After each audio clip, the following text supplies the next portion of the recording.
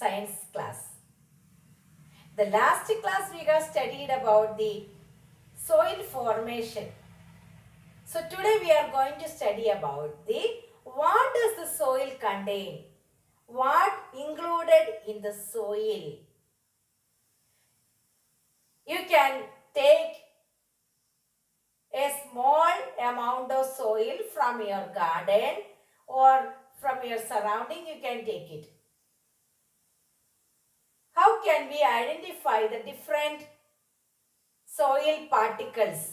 How can we identify? You have collected the soil and you can put it in a glass jar. You put the soil in the glass jar and filled with water. You can take if it is a small bottle, the half amount of jar you can filled with the soil particle. Then after that, you add the water to the glass jar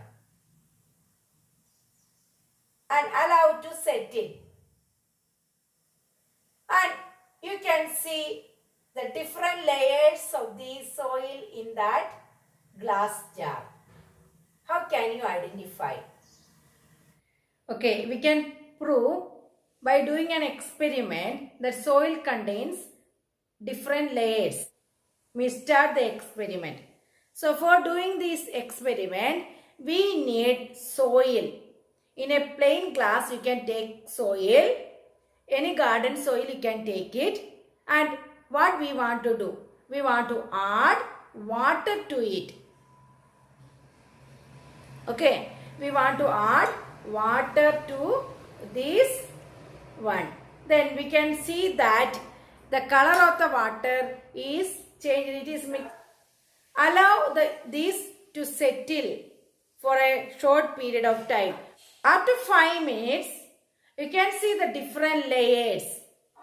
The water is settled after 5 minutes or after half an hour you can keep it. After half an hour you can see that on the top of the glass something is floating over it. You can see like this way. You can see. While you can also observe and see something is floating over the water. That is humus. What is humus? The dead remains of plants and animals. After the humus, next is a clay particles.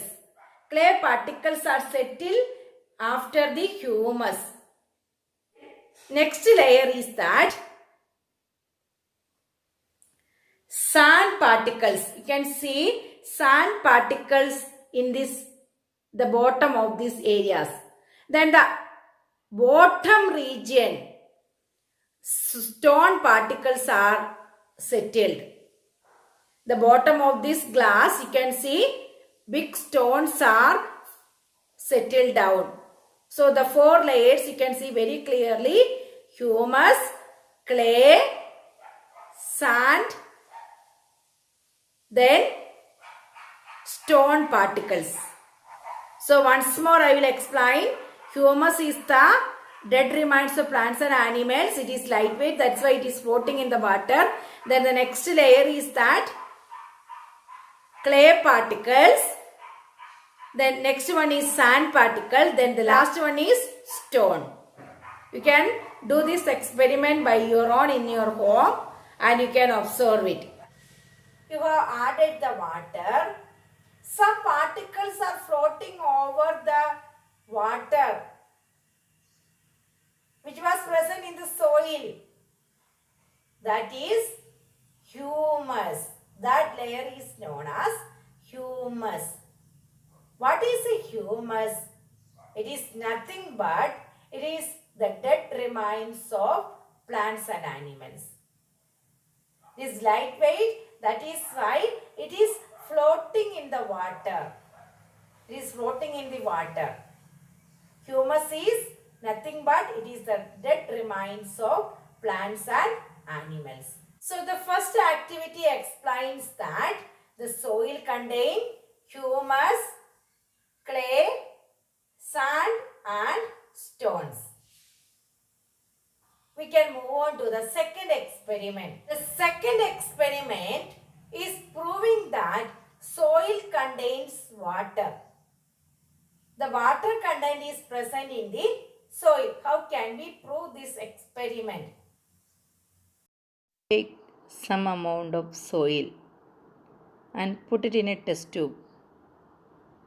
After that, light the spirit lamp now. Then, with the help of a test tube holder, heat the soil sample. After a while, notice the water vapor is coming out, water droplets on the sides of the test tube. Thus, we can prove that soil contains water. Now we have one more experiment that indicates that soil contains air. How can we prove that soil contains air? Can we see the air? No, we cannot see the air. Different types of air present in the nature. Nitrogen, oxygen, carbon, etc. Different types of air is present. This air is present in the soil. How can we prove that? Take some soil in a glass jar, pour water to it. You can see bubbles are floating up. While we are adding water, bubbles are floating up. This indicates that soil contains air. Soil contains air. How can we prove that soil contains air? Take small amount of soil. Take small amount of soil. Add water to it. Add water to it. You can see the small bubbles are coming from it. That indicates that soil contains air. You can observe it while we are adding. You see the bubbles are coming from it. You see the bubbles are there. Okay. So the bubbles are coming from the soil. That indicates that soil contains air. While air is escaping in the form of a bubbles. So today we have studied 3 things present in the soil.